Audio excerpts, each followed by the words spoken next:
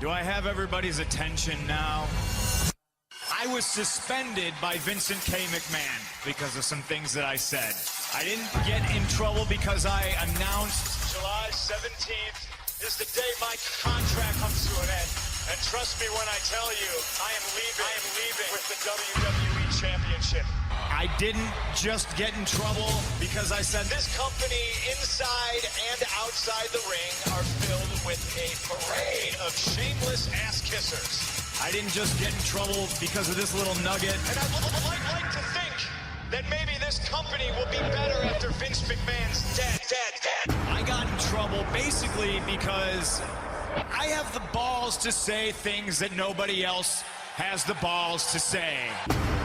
But never fear, tonight, not only am I reinstated... CM Punk's reinstated, you've got your match. Vince McMahon desperately wants to sign me to a very long-term, very lucrative contract with World Wrestling Entertainment. It's funny to me that Vince is bending over backwards to give me everything I've ever wanted. My face on everything. I want cups, posters, spoons, knives, forks, my own jet. CM Punk the movie! And the reason that's funny is because all I've ever really wanted is this little microphone.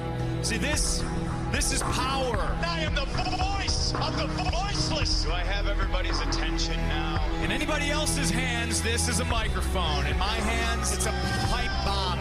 I'll kick you in the nuts and you'll smile at me and like it and show me some respect. You're one of the biggest bullies I have ever met in my entire life, and you will apologize. You will apologize, and you will like it. Do I have everybody's attention now? Sorry. I'm sorry. What? I apologize, you son of a bitch. Fine speech. When you talk about hypocrites, Punk, you're the biggest hypocrite of them all. You are CM Punk. The hottest property in this industry today. You beat to your own drum, but in the path of doing things you want to do, you've lost sight of everything. I've lost sight. You are the one that's lost sight.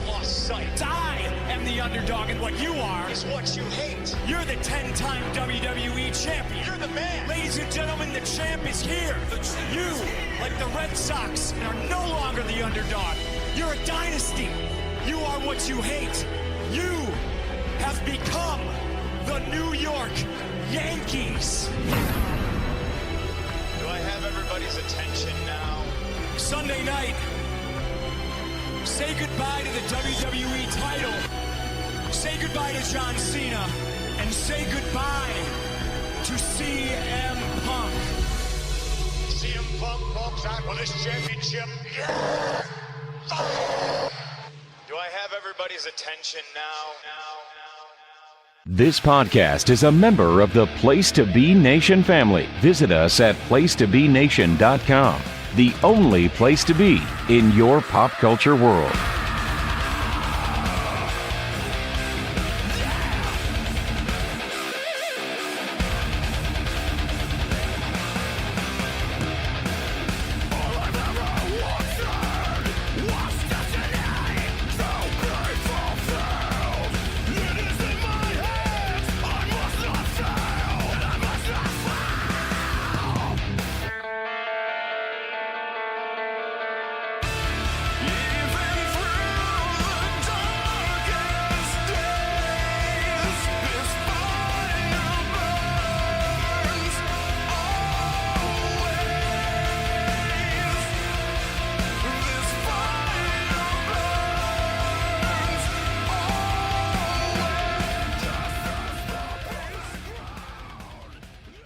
Place to Be Nation Wrestling, welcome to episode number 2 of Pedestal.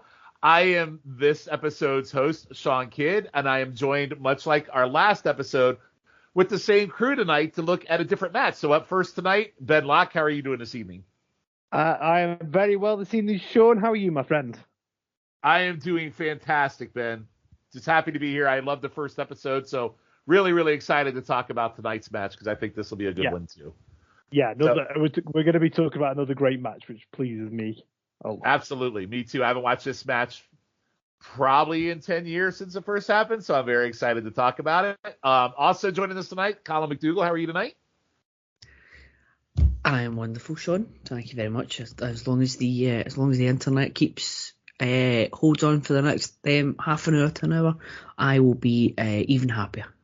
Yeah, full disclosure, we recorded 2 episodes on the same night, and British Internet is rearing its ugly head tonight, but unfortunately it's for Calum tonight, not necessarily Ben, but I probably jinxed you tonight, Ben, now. But Calum, okay, so Calum, welcome. Thanks for joining us again tonight. And last but certainly not least, Scott Shiflett, how are you tonight? I'm glad to be here with you guys as we talk about, I'm going to lay it down on the page, one of my favorite matches of all time and what got me sucked back into wrestling as to what the height of it is that I'm into wrestling right now is this match and Angle. So I'm laying it out there. Yeah. I hope not to be disappointed. Yeah, so we'll jump right into it. It's interesting you brought you into wrestling because the year prior to this match was probably one of the worst years in WWF history, and I feel like this one is very well known for maybe bringing it back to a piece of glory that it had missed. So tonight, full disclosure, we are going to talk about CM Punk versus John Cena at Money in the Bank 2011. Again, one of those matches, as per every match we'll talk about on this podcast, one of those matches that people put up there as one of the greatest matches of all time, up on that pedestal. So much like our last episode, we will go through the 3 buckets of the build, the match, and the history and see if it holds up. And as always, it must at minimal come out with a 4 across the board to be considered a pedestal match. So right now, the only match we have out there right now is our first episode. We did Savage and Steamboat. That one netted out at a 4.39 average, so it is on the pedestal. We'll see if this one holds up. So with that, guys, are you ready to jump into the build for this match? Yes. Let's go. Yes. All right, so first off, if you listen to Through the Looking Glass podcast that debuted a couple weeks ago, Scott went through this. I forget. Scott's co-host on that is who? I apologize, guys. Who was that? It's Dave Hall. Dave Hall. I apologize, Dave Hall. But Dave and Scott went through this. The pipe bomb, which we're going to talk about in a minute. So we're not going to go line by line, but we're going to get a short synopsis of the build.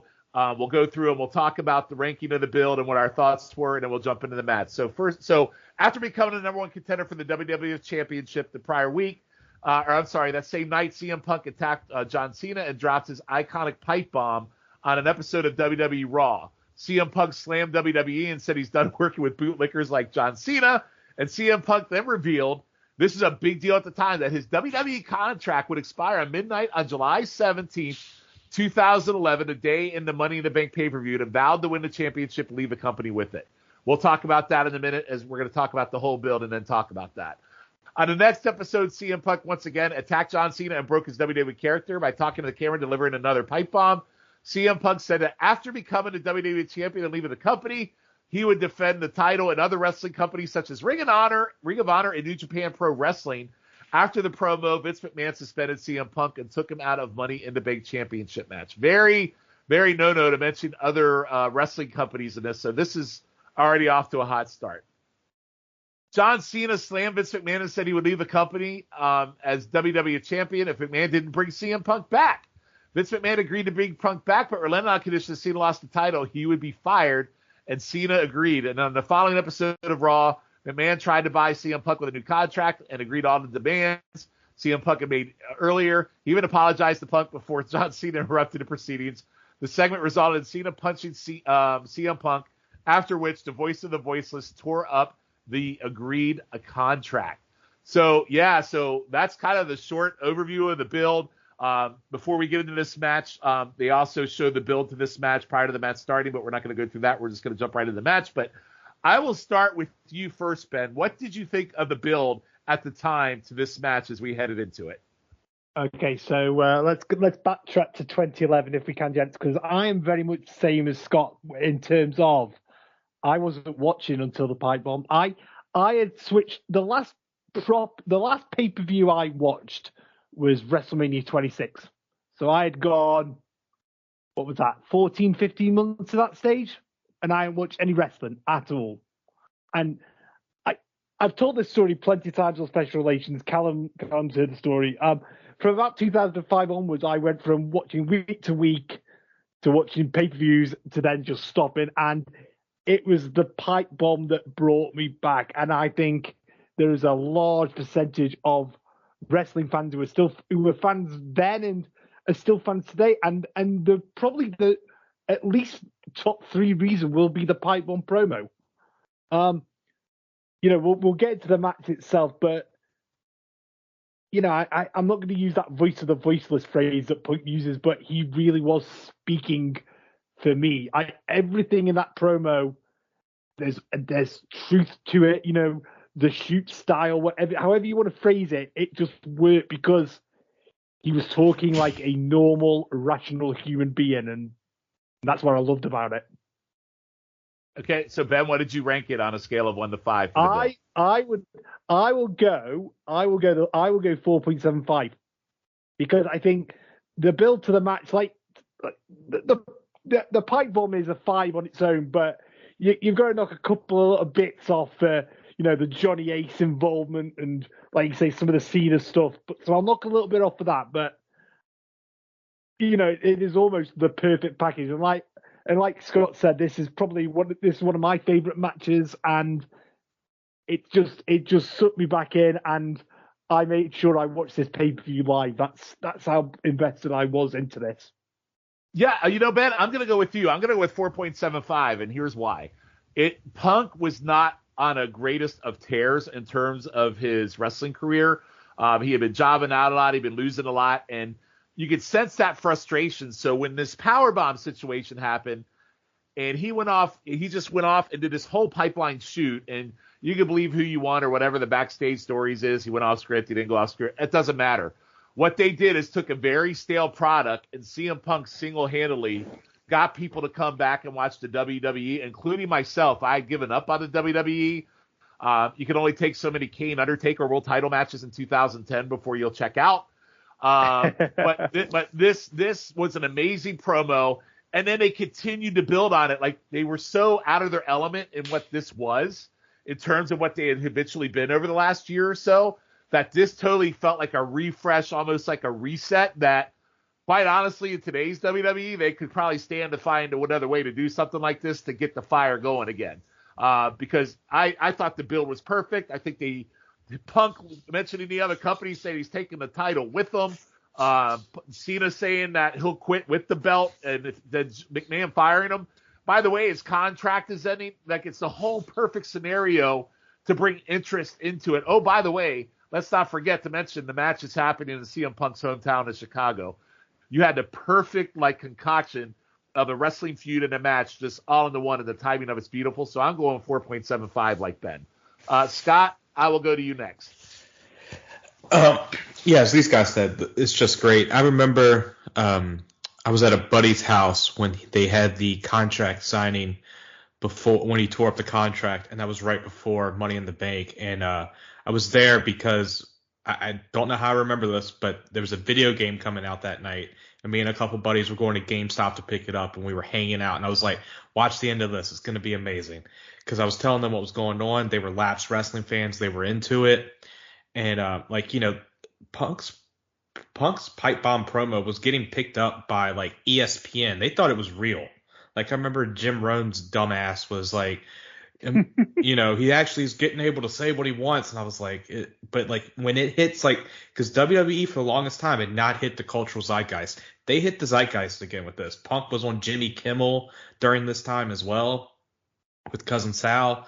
So it hit a lot of spots with this. And, like Ben said, he watched the pay-per-view. We had a little pay-per-view party at my buddy's house where we ordered pizza. We all chipped in for the pay-per-view. It was the Attitude Era again. It felt like something new and refreshing was happening with the WWE. So I'm going for the build. I'm going the full 5.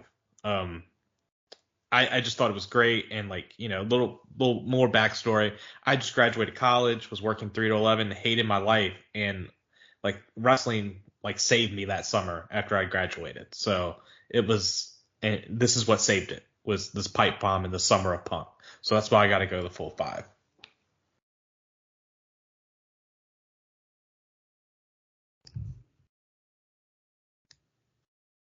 So, but Calum, what do you think? I'm with you. Scott, I think full 5, because there's not very many. You can count on one hand the times where like actual business industry changing moments. You've got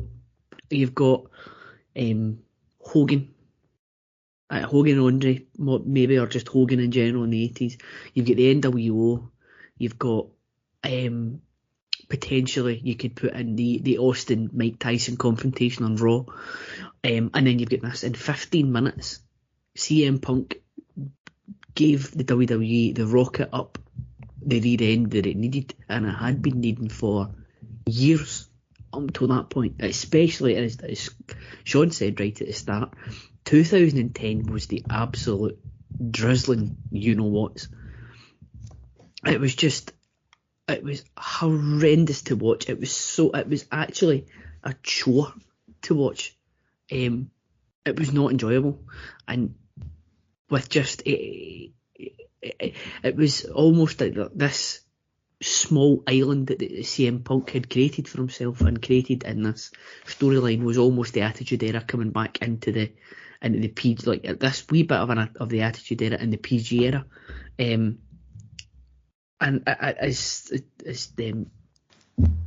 it brought people back to watching wrestling full time.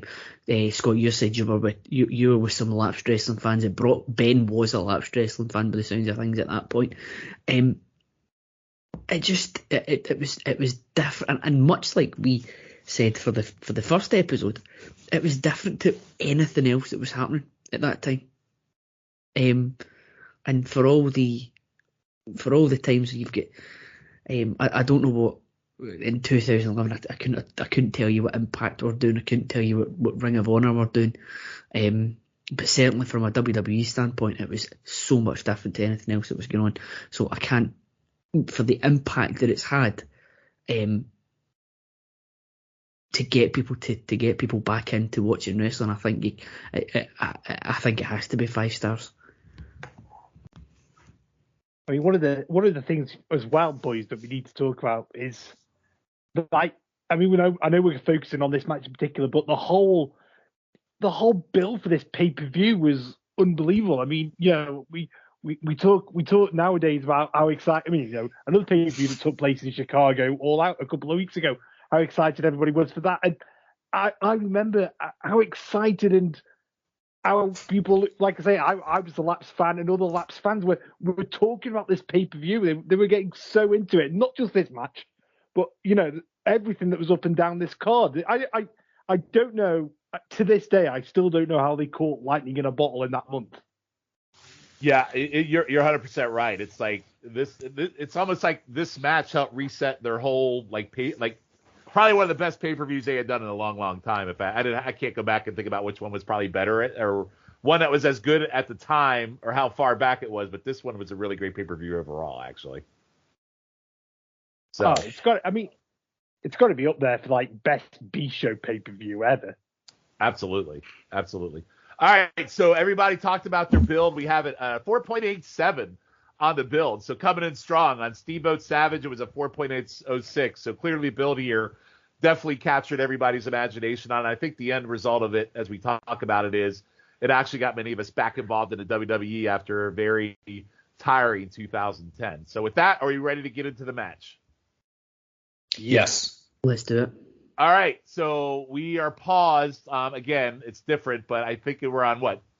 I'm on 205.03 if I'm looking at the Peacock, and it will be immediately after the Money in the Bank flashes on the screen and we see a shot at the live crowd. So on 3, 2, 1, hit play. 3, 2, 1, go. Great shot of the crowd here in Chicago. The bad thing for you, Shawn, here is that because we've got the volume turned down, you're not going to hear the dulcet tones of Booker T on commentary.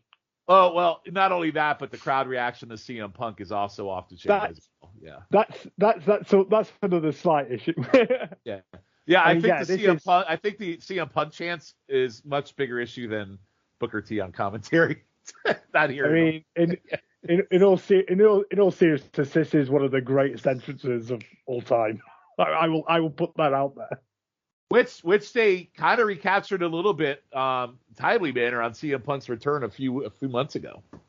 Yeah. Mm-hmm. But So is this the first time we've seen that shirt? Because if I remember correctly, in 2011 when he did that pipe bomb promo, he was wearing a Nexus shirt. Well, actually, Shawn, he was wearing an Austin shirt. Sorry. During the promo. But it was Nexus when it first started, correct? Yeah, he was in New Nexus when it started, and with the shirt, it was one of the first times WWE released a shirt just for like a certain event. Like I went to the draft a couple weeks ago, and they had like draft T-shirts, but this was the first time they did a shirt like this, and I was like, I want one so bad, and then they ended up releasing the main one because this shirt actually has like the date and the venue on the back where it says like the Chicago and everything instead of like the best in the world thing. How much do you think this shirt is worth now? If you were in that crowd and bought it, I mean, think about the moment. This, like, historically, if you were there, this is a big historical moment. I remember looking, and it was like $250 at that initially on eBay. I'm not sure how much longer. It looks like I'm going to go to eBay. Just have a quick look, Calum, while we're here. Another historical note, Shawn. This is the last time that we hear "This Fire Burns." He goes when he comes back, it's straight on to Cult of Personality. Great call as well. Yeah, he changes his music. Absolutely. Look at that, man. Just how good, if you're CM Punk, how good must this feel after years of just kind of twirling away in WWE? Yeah, it's pretty awesome. Like if the Punk wins, we riot sign. I remember the crowd just being so stoked. It's awesome. And with him screaming, "It's clobbering time" right here. Yeah, he's fired. He's fired up. I mean, the other part of it. I mean, I know I keep talking about things that we can't hear. Like on commentary, I mean, you guys might remember this better than me, but they're really trying to push sort of Punk as kind of a heel for wanting to leave the company and, taking the title with him. But, like the crowd is just having none of that, are they? It's just like, yeah, we love this guy. It's kind of like, it's kind of a version, but a different version, a totally different character of Steve Austin's anti-authority character. It's just done differently, so it doesn't feel like it's the same shtick, right? Even though Vince is involved, it feels very different, even though it is a similar kind of trek. I mean, obviously it helps massively that it's in Chicago, massive factor. But like I say, there was something about the pipe bomb promo and then the other promos that followed that just resonated with people. They got it like you say, like the product was that stale, the anti-authority thing, wasn't totally played out at that stage. And this is like the first time like you felt like you didn't know what the hell was going to happen in wrestling. Yes. Like everything else, like Cena that May went up against R-Truth. Now I enjoyed that little R-Truth heel run where he was like in the main event, but I knew there was no way in hell R-Truth was going to win at Capital Punishment. So like this one felt like, oh my God, what the hell is going to happen? Like, you had a feeling like, was WWE going to screw Punk out like they did with Brett? So it's like, it made you want to watch the show. And like, you see how much the crowd's just like going crazy, right? I mean, I just know because I've watched the match so many times, if they're chanting CM Punk, he's going nuts. And he just took the shirt off of it and gave it to, I think that's his mom, but Ace Steel and Colt Cabana are sitting right there. You had to remind me that R-Truth was in the main event of Capital. You had to remind me of that, didn't you? And by the way, also in Survivor Series, that's where Cena and The Rock take on him and The Miz, I guess, this year. Oh yeah, that is, yeah. That's with Awesome Truth. Yeah.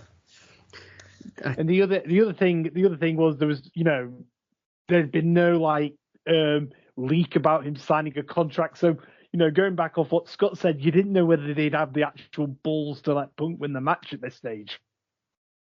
Yeah, that's actually a great point because this is like, you're not sure where they're at. So he comes out with this shirt that we never seen, the dates on it, and you just don't know where they're going to go with it. And that's what also made this match so great is, all internet aside, we all knew that his contract was expiring. We had no idea if he resigned, and like legit, you had no idea who was going to win this match, which that also gave it that extra special kick a little bit, I think. And like, I want to say it defeated the internet and the spoiling.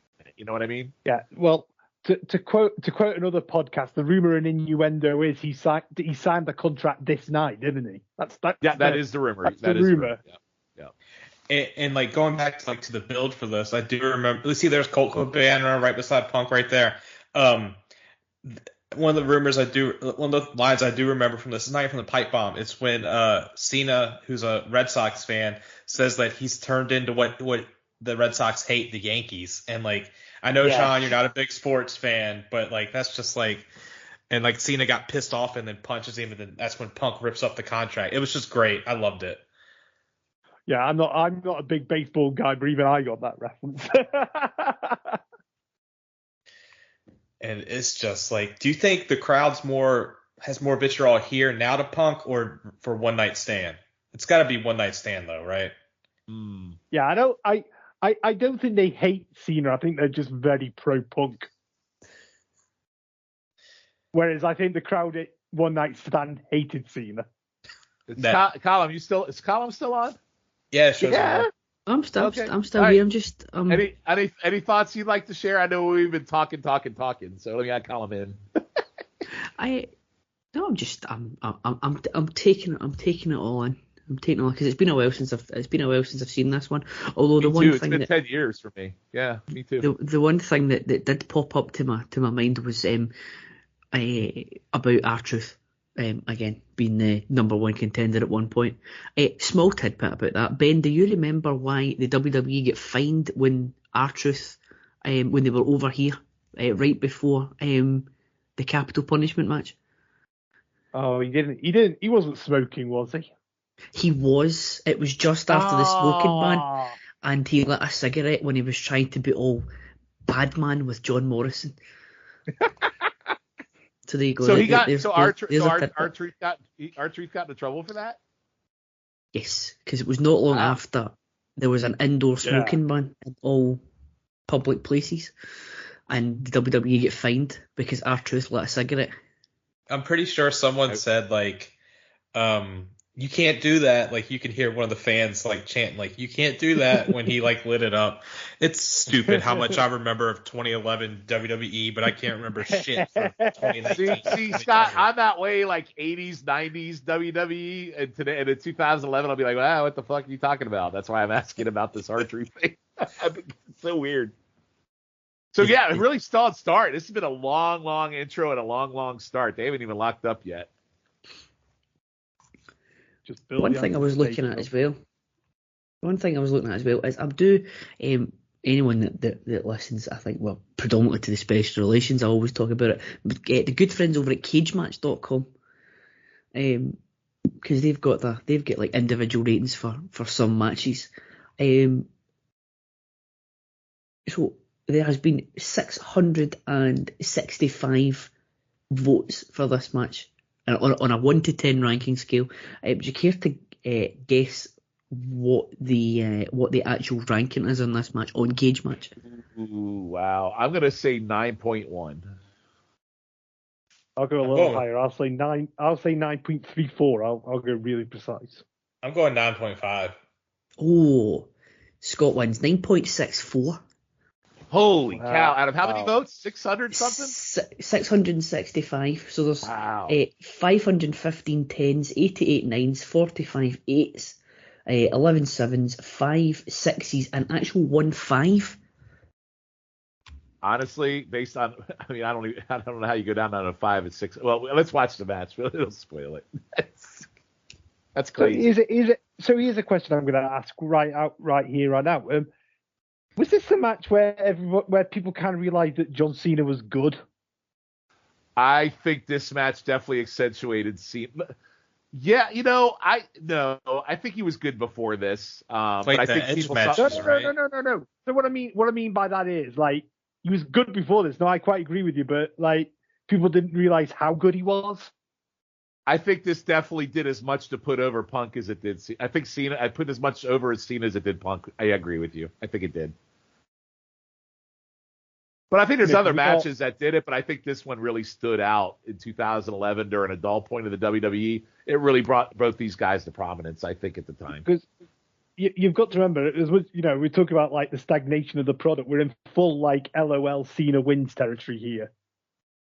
Well, yeah, I mean, naturally, I assumed at the time that Cena was going to beat Punk. I thought Punk was out, so I thought Cena was going to win when I watched this. Kind of a slow start here with these two. Headlock and kind of just trade moves, kind of getting the feeling each other out process. That's fine. That's what we like. Yeah, it's a slow build. It's not a boring slow build. A lot of it is also mannerisms. Punk's making a lot of good facials, and like Punk's mannerisms are really good here. Yeah, it's also Cena trying to kill the crowd a wee bit, playing the subtle heelness. He's just trying to kill the support. Little headlock going on here. Who's calling this match, guys? You think Punk's calling it? Yeah, I've seen him whispering to Cena. That's what. Well, spoiler alert. That's why I was asking. Oh yeah, sorry. You kind of do see Punk whispering in his ear and Cena just trying to take it in. Nice little arm drag drop kick by Punk. Straight into his own headlock.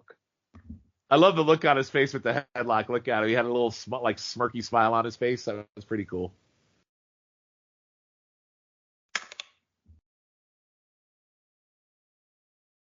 Yeah, it's such a fun little match, though, and first time I felt since I was a kid like I didn't know who was going to win. Yeah. Oh, there he is again. That's it. If we watch it really closely, you can see him keep whispering. And look, it's kind of blatant, actually. Don't you think? Yeah, it's real bad. Like I've noticed at least 3 times, but it doesn't take anything away from it. No, you're only gonna notice it if you're actually paying attention. One of those things you only know if you know. Yes.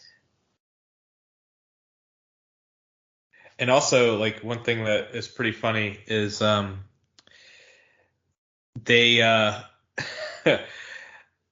it's Scott Armstrong as the referee, which they would then use during the Authority angle a couple years later as the crooked referee. See, now I got to bring the Authority up during a pit again. Why are we bringing up bad things on pedestal pods? What are we doing? I'm sorry, like I just. Last pod you brought up TNA, now you're bringing up the Authority, Shiflet. I know, I'm the worst. He's providing some historical. I busted his chops. I'm just messing with you, Shif. I know. Oh, you didn't know you've not to bring up the Authority.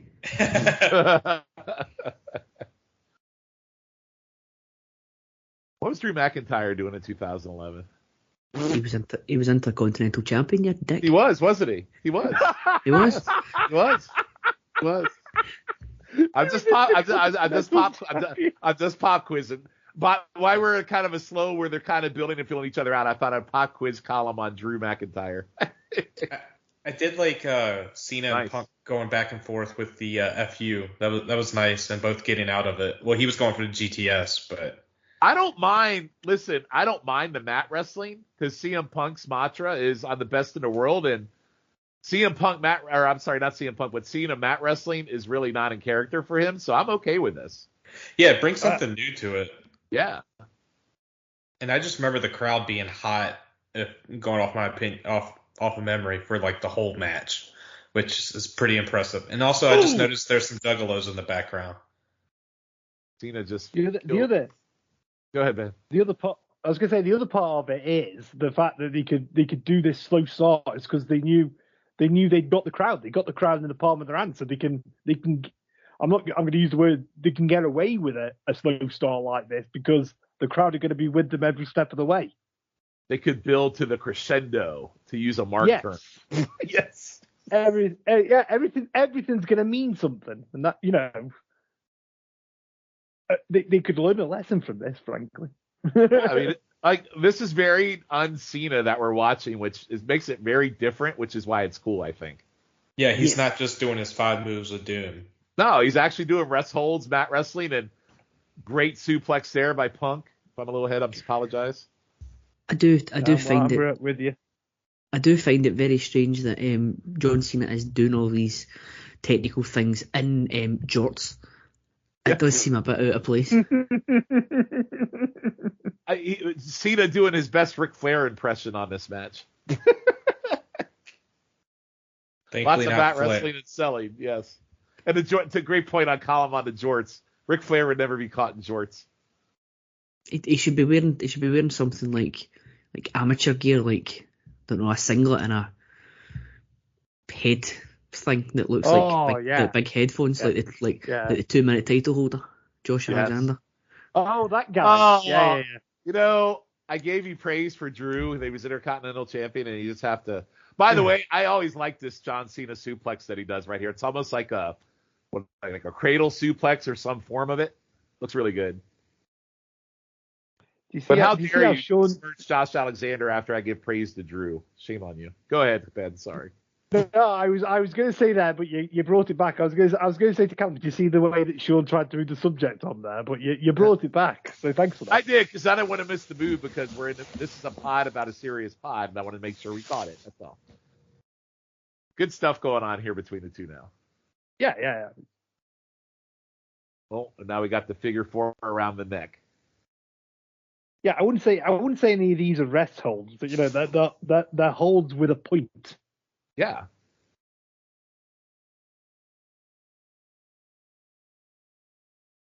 Yeah, I think some people, if they would watch the beginning of this, would think it's kind of a slow roll. But by the way, we also got to mention, even though it's not on this, the commentary for this match is also on point. So it's kind of probably one of the better commentary in one of these matches in WWE in a long time. Oh, look at that. That was a nice DDT. Or am I in front of you guys? I don't know where you're at. Oh. Cena just got tossed out of the ring.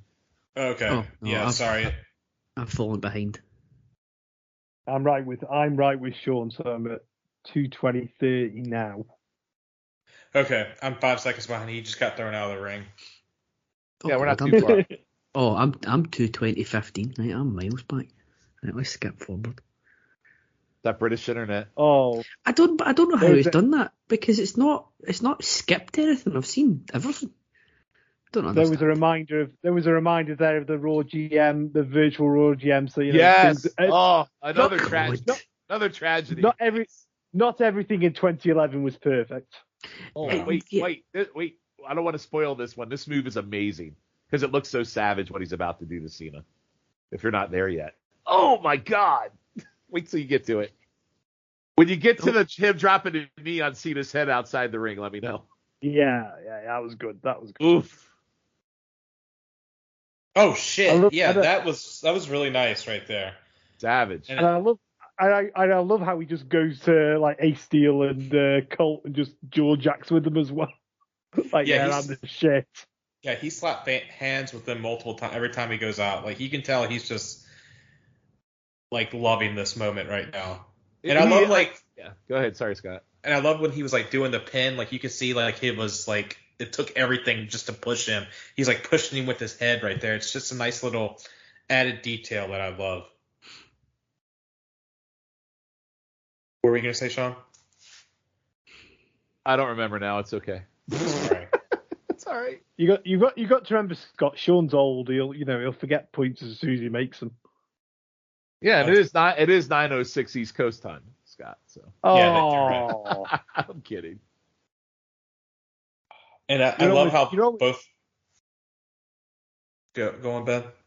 No, I was going to say you're on with two guys from the UK who are 4 hours ahead, so you're not going to get much sympathy about the time. I know. I just love how both of Punk and Cena are just like, just exhausted right now. And they still got about 20 minutes left, which is pretty impressive. Yes. I will say that it's flown by pretty quick, and they haven't really done anything like super spectacular. I think the big spot of the match was that knee drop he just did outside, but it's flowed pretty well for as long as it's been on. Yep, and I know in the first episode we talked about how much we loved Savage's gear. This is my peak Punk gear with just the Chicago flag, and I just loved it. I think back when I used to play the SmackDown vs. Raw video games, someone created this attire, and I downloaded it immediately when they had it. So I just I loved those games. Yeah, it was I just couldn't get enough of those games back in the day. But now I watch Calum play Backstage Assault. That's Calum Backstage Assault is Backstage Assault's underrated. I had great fun doing that. See, that was nice there. The jump up to the top rope followed by the crossbody. Yeah, Cena is like, I know you mentioned it, Ben. We were in full LOL Cena, then Super Cena, but man is really good at his job. He is very good, actually. Well, it looks like Cena hurt himself. I thought he legit hurt himself here, by the way, when I was watching live. Oh, me too. I was like, oh my god, Punk has all this stuff and just tore the Golden Horseshoe's knee.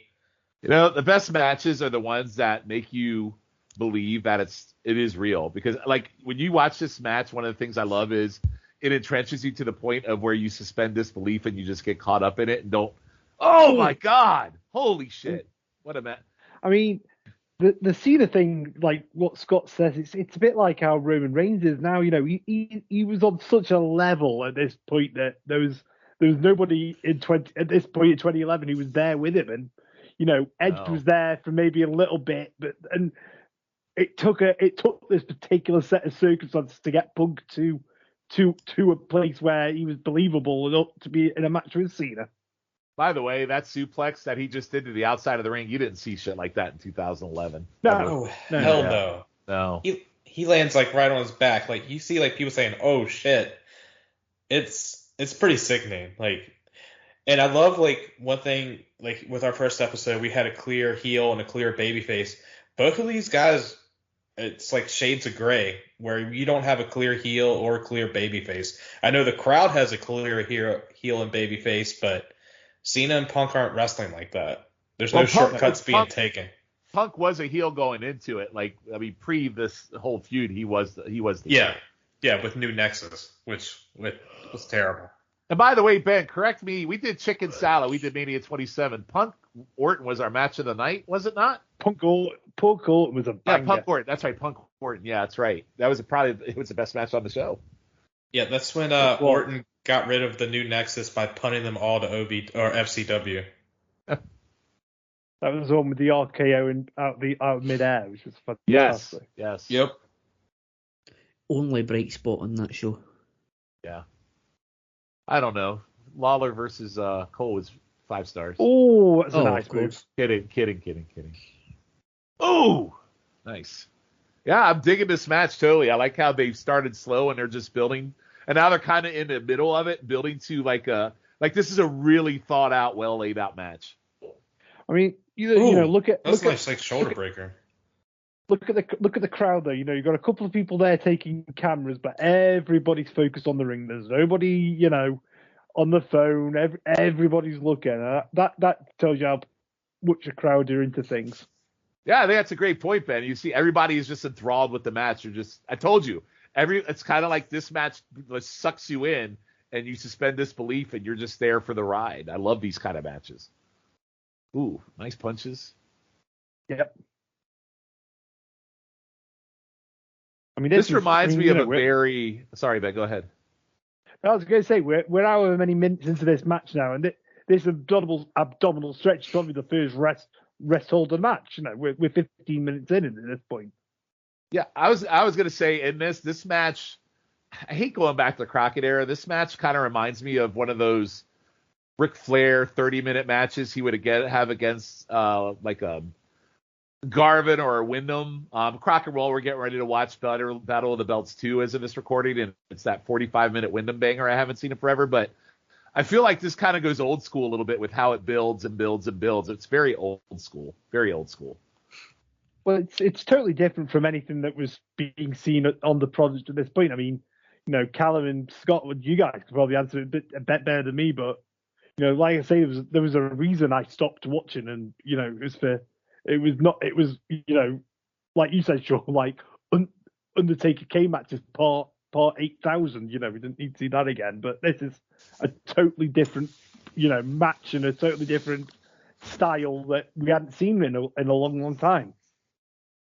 And you can compare it to Steamboat Savage a little bit to where it kind of sticks out. Like you brought up its time. You can compare it to Steamboat Savage for at its time. This was something you never seen before, which makes it great. So you could do similarities in that aspect of both those matches. Great back and forth here between Punk and Cena. Oh, and, this is when you start getting nervous because this when Cena starts going through his 5 moves of doom with the shoulder blocks. Oh. There we go. And he's hit the knee as well, so, when the STF gets put on. Oh, wait, are we going to give You Can't See Me here? I think we are. Oh, of course we are. Go back to what you know, John. But he knew the crowd was going to boo him on this. He got kicked in the face when he did it. Amazing. Loved it. But I love when he did the You Can't See Me. He does like a little shoulder shrug, like, I know you fucks are going to hate this, but it's still... And then I like Punk beat his ass out of the ring, and then, it's amazing. Oh, that's a great... That is a great dive to the floor. Yes. And this was like before suicide dives were done like 6 times a match. Yeah. So... And that was a nice, clean suicide dive. I don't think he might have touched the ropes, but... And then, like, he high-fives his mom right there. I can't gush about this match more, okay? Like, I fucking love this match.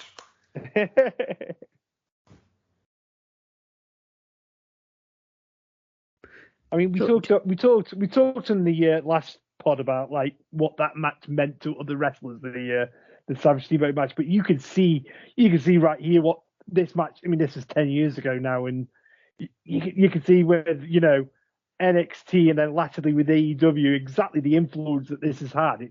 It's there. It can correlate. You can see it perfectly.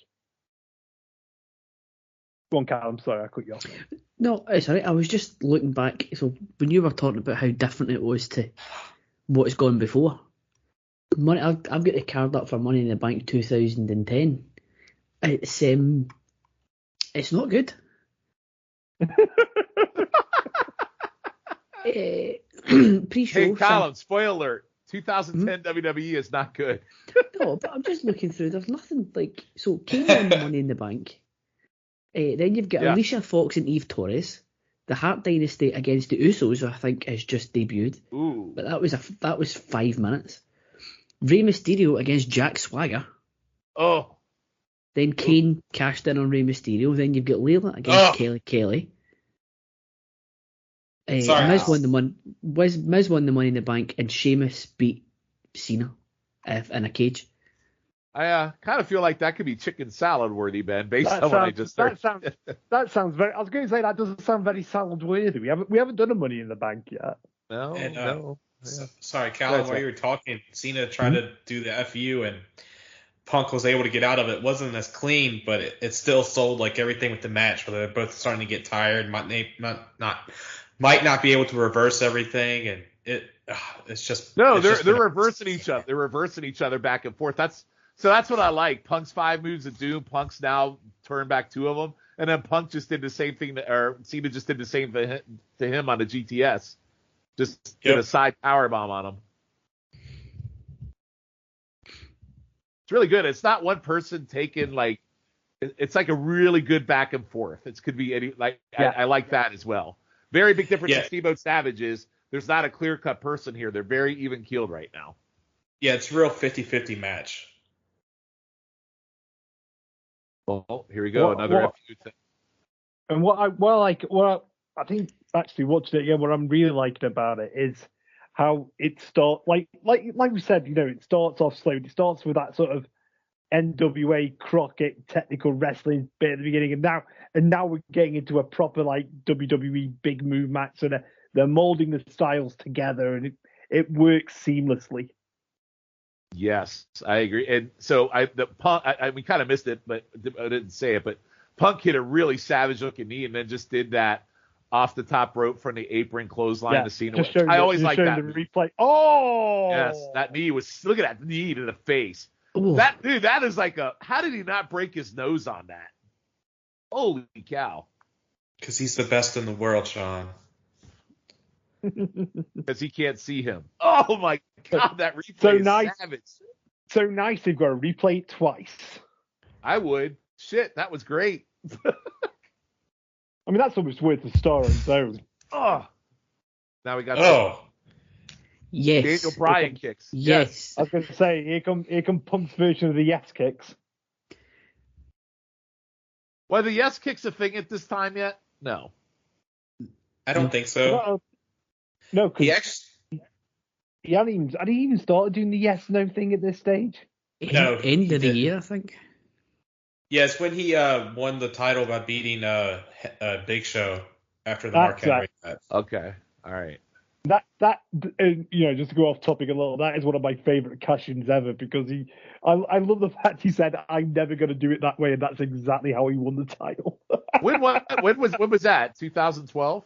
TLC 2011, yeah. December. 2011. 2011. Yeah, Gotcha. December of this year. Okay.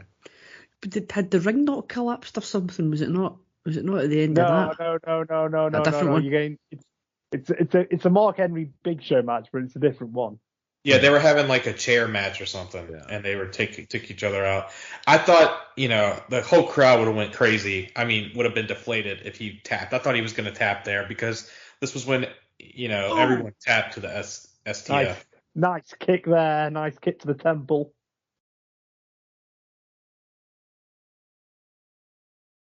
I wonder if this match is now in Booker T's Shucky Ducky Quack Quack top 5 matches. This is pre Shucky Ducky Quack Quack. I totally forgot Booker T was on commentary for this. I'll have to take it down a star. And also, Shawn, you'll have to take it down because when Punk walked out, Cole goes walking out to a bipartisan crowd, and I guess like Vince probably like flipped his shit because then Lawler's like, this is like if the Bears were going to play the Super Bowl and the Super Bowl was held in Chicago. I don't know what the hell you were talking about, Cole. Like that's how much like I've watched like this match and it's like holds a special place in my heart. I remember random commentary lines. Yeah. I love that. I love that roll through. This crowd is like the Bears playing the Super Bowl in Chicago against the Bears. Yes. By the way, Booker T can't take it down a star because commentary is not a part of our field. So I'm glad I took commentary out. That saves us the problem. Yep. Even though the commentary is very good on this show, it is. And right here, the GTS, I thought it was over, but nope, he switches right to the STF. God, it's just amazing. And I'm not a big fan of the STF. No, his is terrible. But I remember Austin on his podcast was like, "Damn son, get your shit in to Cena." But I do like how they have twerking on his neck, Scott. Here, like he's not even twerking on it really. He just kind of has it hanging loose. I know.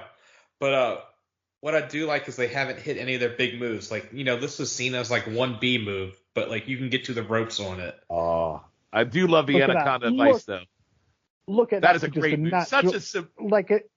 Go ahead, I was just going to say, it wasn't even a reversal, was it? He just naturally placed it in.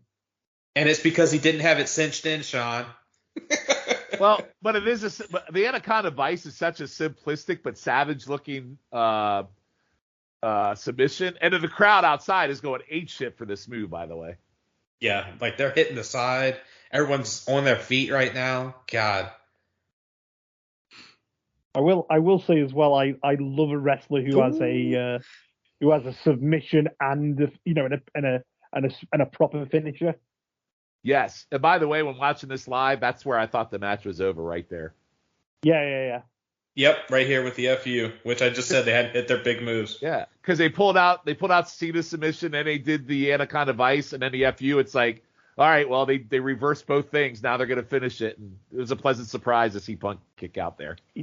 I've just said that. I've just had the memory then of when of that 2003 run when Triple H tried to use the Indian Deathlock, and I'm probably going to have nightmares for the rest of the night. Oh God. Yeah. I remember that one. From SmackDown, Here Comes the Pain. That was the longest move in the game. It took about 3.5 days from start to finish.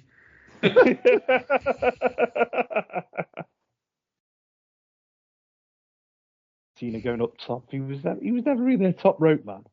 This is he did do this top rope. This is one of my leg drop, right? I love this. His leg drop when he does this. We get caught with a power bomb. Nice.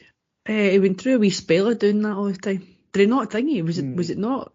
I'm sure he injured the Rock doing that. And I think that was the end of that move. Yeah, he did the top rope leg drop a lot in his matches. Well, it always looked really good. I remember there was the match at SummerSlam when Batista gave him the power bomb when he did the exact same move, and that injured him, didn't it? It did. All right. I guess John Cena will always try something different. Remember he went through the phase of doing the springboard stunner. Yeah. Or as it was, or as Michael Cole affectionately called it, didn't quite get all of that one. Yeah. So guys, why they're still wrestling and it's back and forth. So Cena, where do you guys view Cena as an all-timer in the WWE? Like, where do you rank him? Like, if you were to do a top 10, like, does he make your top 10 all time? Oh yeah. And there's the leg drop. Oh, fucking A, Savage. And I'm probably gonna catch shit, but I would put him in the top 5. You want to catch shit from me because I put him in the top 5. I would probably put him in there as well. I think we talked about it on the briefly talked about it on the WrestleMania 17 portion of the WrestleMania Summit, but Tim was talking about how we didn't appreciate The Rock in his time, how good he was, and I think Cena's exactly the same. I think it's only now that Cena's like, I was going to say no longer with us. He's not dead, but when he's not wrestling as often, I think people are now appreciating him more. Like, going back to watch stuff like this. I mean, look at the U.S. Open Challenge that he did. I think that opened a lot of people's eyes. Yeah, which you guys were talking about with the stunner, because that's where he busted it out, was that springboard stunner. And his feud with AJ, his AJ Styles feud was amazing. They did great, and him and Owens too also had some good stuff. I hope we can talk about one of the Cena AJ match from SummerSlam, because that's what. Yes. Another FU, Punk kicks out. That's a great point, because it's kind of the same. And I know I've said it already. It's kind of the same thing with Roman Reigns out. It was always the booking of Cena, the athlete, Cena the wrestler. I never had a problem with. It was the booking of Cena I had an issue with. It was Super Cena. It was SummerSlam 2010 where he killed Nexus.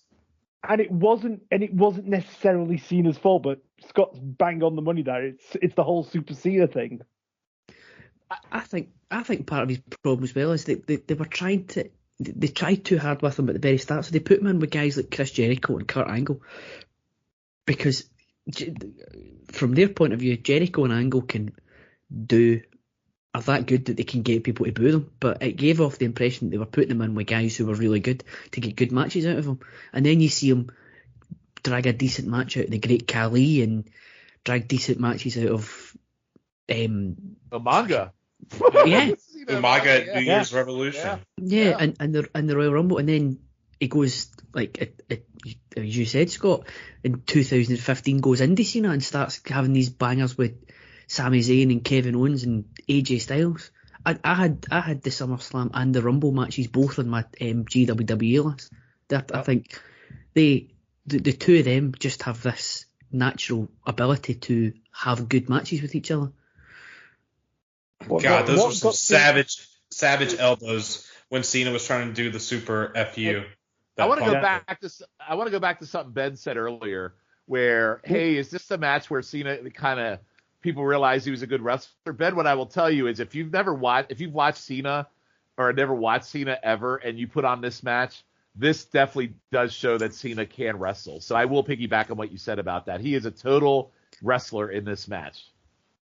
Oh yeah, totally. Like I said, I'm quite happy to put him in the top 5 of all time. I've got no problem with that. Like, it's always been the booking. Like I say, it's always been the booking of Cena that's been a problem. Like, going from what Calum just said, what got him over in the first place, the Doctor of Thugonomics, the rapping, and all that. What did they do straight away to take? They stripped that character away, and they never should have done that. It's quite obvious even now looking back. See, they weren't going into the PG era until 2008, so they could quite easily have kept the edginess going. And sorry to cut you off, Ben, but going back to the match, when Punk hit the GTS and Cena rolls out of the ring, I was like, that's it, Cena's gonna win. Like, this is over. And like the look of desperation on his face. I was going to say, sorry, Scott, I love that little touch he does. Like you just said, that look of desperation of him trying to cling on to him as well, like trying to cling on to the Jorts and he can't do it. And now Punk and Johnny Ace are out now too. Or not Punk, Johnny Ace and McMahon. Sorry about that. Straight to the STF in the middle of the ring. Vince doing and there's Brett trying to do Montreal screw job, right, man? Yeah. Get out there, Ace. Turn the bell. I didn't see John. Ace. And Cena crushes Ace with this. Just getting us ready for that big main event next year. But like, damn, like he like crushed Johnny Ace. Big main event in 2012.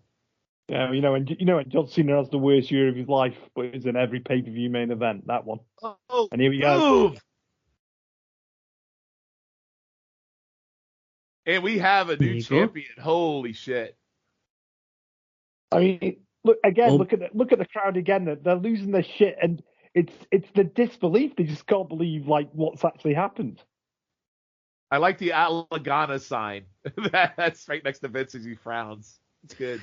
Actually, the Lagana sign, that was like the first wrestling podcast that I ever listened to, and it led me to Art of Wrestling, then led me to HistoryWWF.com, where I discovered the PTBN pod. So I'm okay with the at Lagana thing. So in theory, McMahon caused Cena to lose. In theory, right? Yeah. Him and Johnny Laryngitis. Yes, Johnny Laryngitis. Shot Cena on the floor with the title with the big cheesy grin. I love that shot. I also like that they let him winning play out and just let him celebrate and soak in the crowd reaction. I think that's awesome. And this bit now that's coming up, because I mean, if everybody can remember back 10 years ago, this was the big prediction, wasn't it, that they were going to do the Money in the Bank cashing straight after. Yes. And by the way, I love that the announcers are also saying there's in 1 hour and 14 minutes, he will no longer be employed by WWE. Vince is going to ape shit on the headset. Cut. He's all send him out. Send out Del Rio. Get him the hell out of my ring. I love it. Send out Bird Del Rio. I mean that. Talk about a charisma vacuum is Del Rio. Go ahead. Yeah. I was going to say, even that adds a touch of realism there, doesn't it? The fact he has to get, the music doesn't play straight away. The fact he's got to go onto the King's headset to get Del Rio to hurry up out there. Ben, sometimes shoots actually work. This is a case of a wrestling match where and there comes Del Rio. I love it. Bam! Great ending. I loved it. Knocks him in the head. Was Del Rio like taking a piss or something? No, he came out. Oh, you're behind again, Scott. Yeah, no, I know, it's fine. But then, Punk's face in this is great, and then he escapes through the crowd. What a hell of an ending this is. Like, if I was ever going to turn into Monday Night Raw, it definitely would have been after this show. You caught me. Amazing. The kiss goodbye to Vince, and then just out with his people. And Vince just stares at him. He walks through the crowd.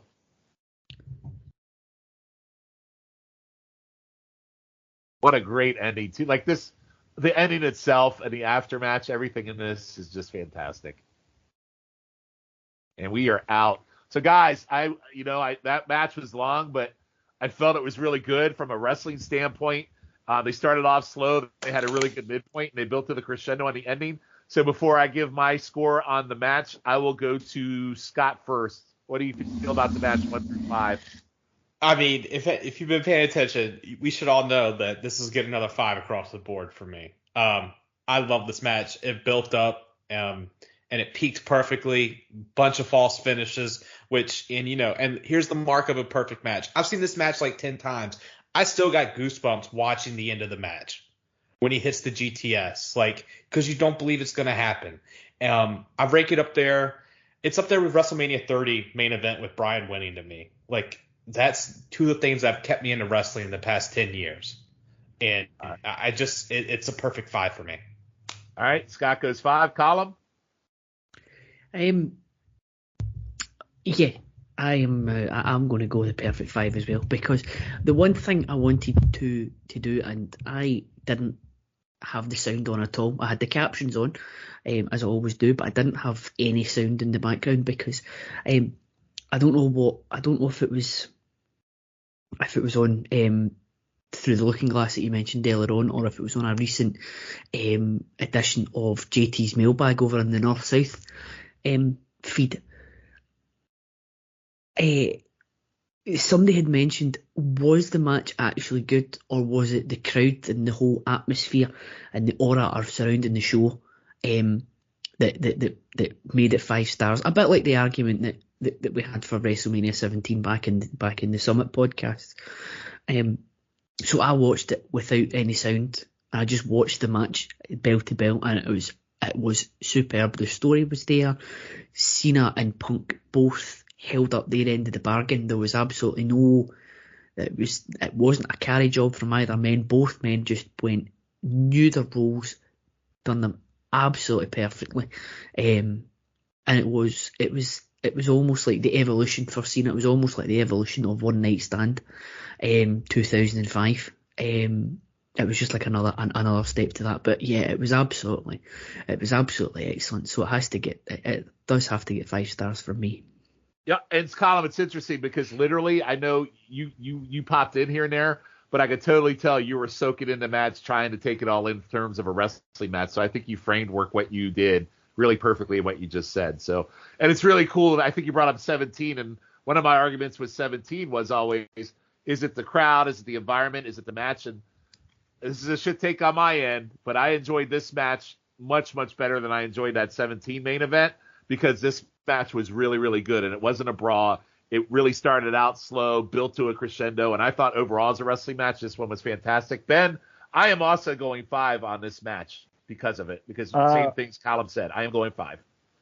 Let's make it a full house. It's not a shit take to say that, Sean, because this is my second favorite WWE match of all time. Two guys at the absolute top of their game in front of a crowd that is molten hot, and it's just like I say, like I said when we were watching it, it's just a mix of styles. It's just everything. The storytelling is absolutely perfect. Love it. All right, so we ran the gamut on match, 5 out of 5. So pretty fantastic. So let's do the historical part of it, and then we'll end the show. So I will go to Calum first. So historical relevance of this match on a scale of 1 to 5, and what are your thoughts? This is a strange one for me. So historical relevance, yes. I mean, it must be. You can't understate the impact that it had on the wrestling business.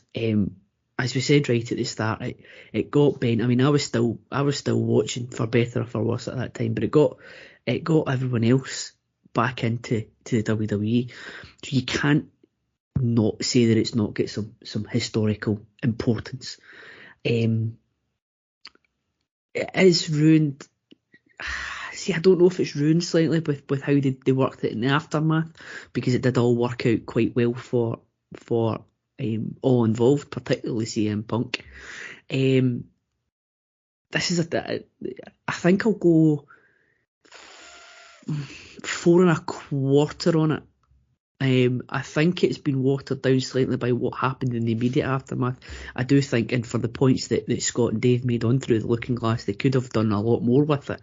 But again, we're talking about it here 10.5 years later, so it's not unimportant. It's not like a drop in the ocean or anything like that.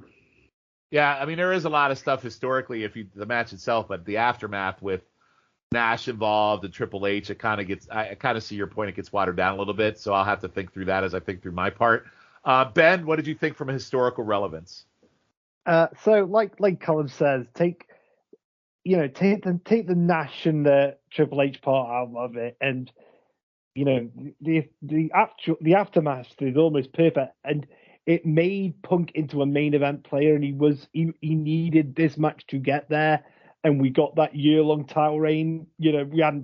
Which we hadn't seen for I know Cena had one in 07 into 08, but we 06 into 07, sorry, but we've not seen like a really massive title reign like this for a long time, and it was getting fans back into getting fans used to that again. So we talk about the relevance of the storyline, and like I say, you've got the relevance of what it means to wrestlers today. Like I said, you saw that influence in NXT back when NXT was in its hot streak. You're seeing it now with AEW. You're seeing it now with Impact as well. This, it's a match that shows that smaller guys, athletic guys can have a great match, can succeed in the land of the giants, and as we've said several times, it also showed that John Cena is a bloody good wrestler. All right, so what was your score, Ben? Sorry, Sean. I'll go 4.5. I'll go slightly higher than Calum. All right, and Scott, how about you? Historical relevance, 1 through 5. I'm going 3.5. Ooh. I know this is a shocker because I was 5s across the board, but as Ben and Calum both talked about, WWE, and like this is talked about on Through the Looking Glass, if you guys more in depth, WWE could have had a bona fide superstar. Yes, Punk is a superstar, but he could have been a transcendent superstar. He could have been on like Cena's thing as the guy, but they dropped the ball literally the next night. And they dropped the ball the rest of that summer, which is supposed to be the summer of Punk. I mean, for fuck's sake, SummerSlam ends with Kevin Nash jackknifing Punk and Del Rio cashing in. So then, like, Punk then loses to Triple H. Like I said, it's talked about more on the Looking Glass. Like, that's my plug for it. But they dropped the ball with Punk. He should have been – it should have been Cena and him as 1A and 1B. And coming out of this, it looked like Cena and Punk were 1A and 1B. But very quickly it's shown Cena is 1, Punk is 2. And they dropped the ball for it. I mean, yes, we're still talking about it 10 years later, but it's one of the biggest what-ifs in wrestling history to me. At least WWE. So that's why I'm putting it at 3.5. Okay, so I am actually going to go 4. I agree with a little bit of everything you guys said on historic relevance. The match itself gets people back to watching wrestling. They come back to see what happens at SummerSlam. They kind of crap the bed on it a little bit. But here's the thing. It does build to a long-term reign for Punk in the end, where he gets the belt back and he holds it for 400 and some days. And unfortunately, where I'm going to agree with Scott a little bit is you can really see that Punk, you can probably have an argument to say Punk is not even number 2. He is number 3 because, gentlemen, who does he lose the belt to in the long title run? The Rock. The Rock. So they could set up Cena versus Rock at WrestleMania. So for me, if I'm Punk, I had this great title reign, and then I'm going into WrestleMania and I'm going to lose my belt to The Rock. By the way, the second best Cena match ever, I think, with Punk and Cena was the match they had to see who was going to go to WrestleMania to face The Rock. Isn't that correct?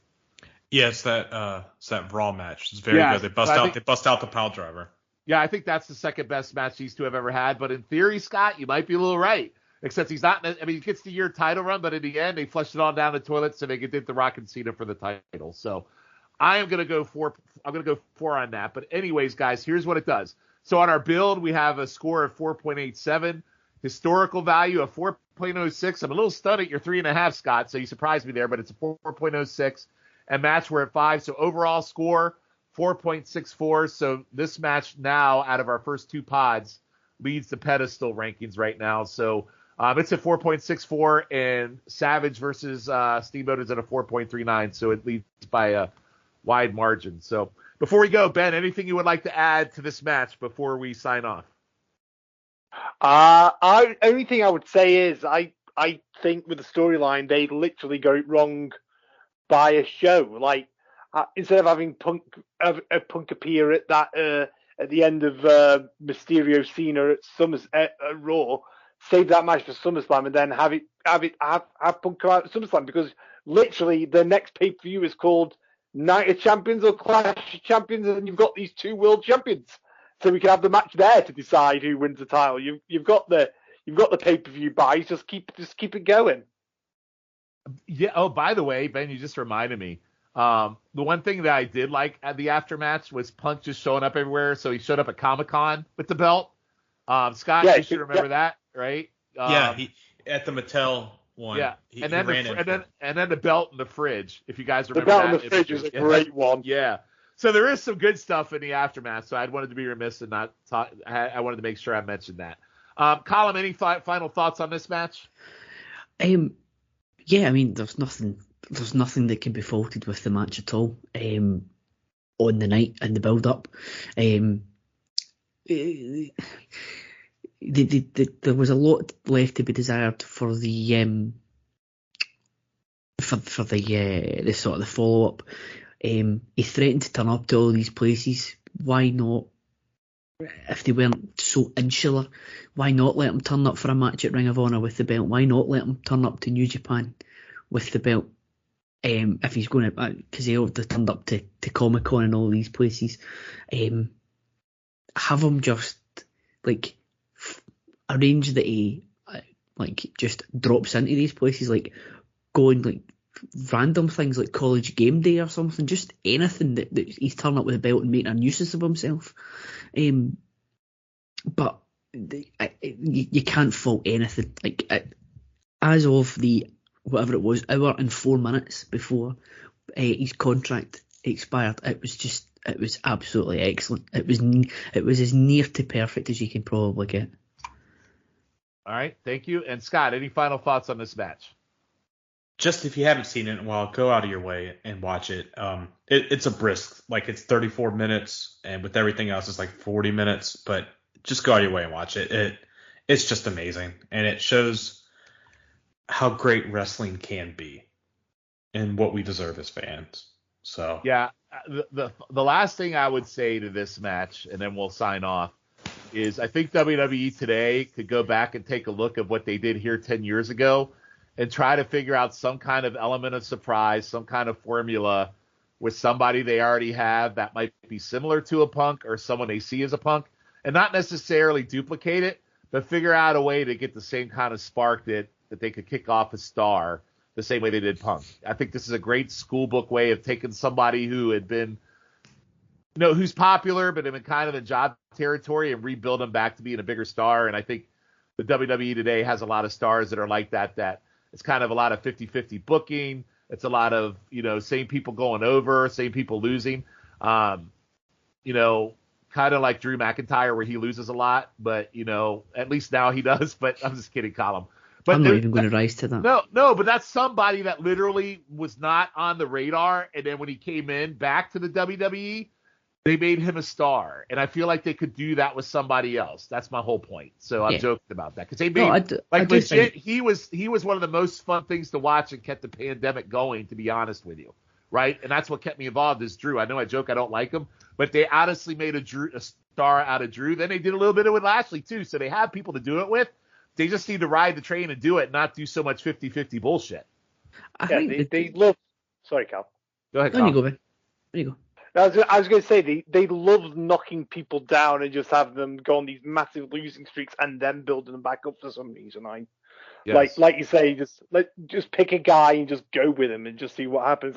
Like I know you guys all love Big E for God's sake, but what did he actually win match wise before he won Money in the Bank, for example? I can't think of anything. Nothing, and now he's their world champion. So that's what I'm saying. And that's the problem. Yeah. Yeah, I mean, they built up. I mean, he, to your point, Ben, he did job a lot. That he won Money in the Bank, and that's how they got him where he got. So you're not wrong. Yeah, not wrong. But Go ahead, they've watered down the concept as well, because when it comes to the yearly defence by Dolph Ziggler, so you've got a first-time champion, and the first thing you do is put him in a match at Extreme Rules against Dolph Ziggler every single time. It happened with Dean Ambrose, it happened with Drew, and the guys but it's always every single time. It's always the same thing. I have been held back for years. This is my time. I deserve better. It's always the same thing. So it's not quite a pipe bomb. It's like great value pipe bomb. It's like a daily $1 shot. But it's, if you could get, I don't know, a Cesaro. Kevin Owens might be a bit too far gone, like a bit too big for a pipe bomb. But someone at a Cesaro level. Even Bobby Lashley before, but then that was what the MVP's thing about the Hurt Business, that these guys have been held back for too long, and look what it is now. The Hurt Business were the best thing. Going at one of the best things going at the second half of the year last year. Raw became watchable because you had Bobby Lashley and Drew McIntyre on top. Yep. So there is, you're right, there is potential there for it, but as long as you don't do it half-baked Dolph Ziggler style, then yeah, I think it could absolutely work. Yep, I agree. So guys, really good episode. I appreciate all of you joining me for the first 2 episodes. On our next episode, number 3, there'll be a new host and a different round of panelists unless one of you decide to join. But again, great first 2 episodes of Pedestal. So right now, after the first 2, just to recap, we have both matches are considered Pedestal matches, but Punk Cena at a 4.64 leads Savage over Steamboat at a 4.39. But I appreciate all of you guys, and we will see you again on PTBN Pedestal on episode number 3 in a few weeks. Thanks, everybody. Try to be best, 'cause you're only a man.